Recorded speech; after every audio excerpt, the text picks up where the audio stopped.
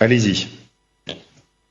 Oui, Monsieur le Président, chers collègues, le rapport prévoit d'instaurer 19 millions d'euros pour le dispositif énergie de 2023.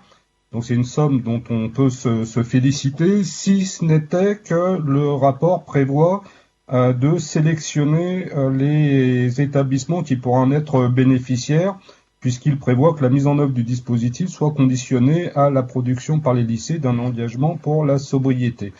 Le seul problème de cet élément, et ça a été rappelé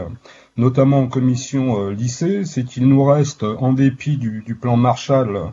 27 établissements qu'on peut considérer comme étant des passoires énergétiques, et que nous avons également un certain nombre important de lycées qui sont en attente de travaux, soit fin des travaux, soit enclenchement des travaux. Et dès lors, il nous paraît,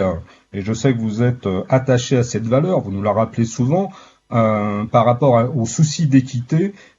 difficilement compréhensible ou acceptable de demander à des lycées qui ne sont pas sur les mêmes situations de réduire drastiquement leur facture énergétique ou de se voir refuser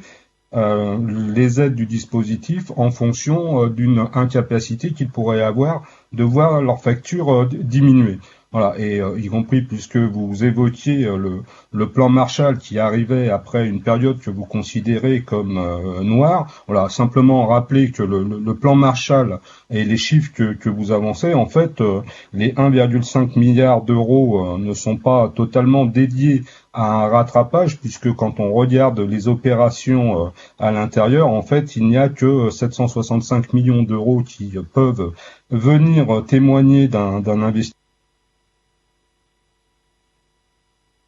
Merci, Monsieur Cronbach.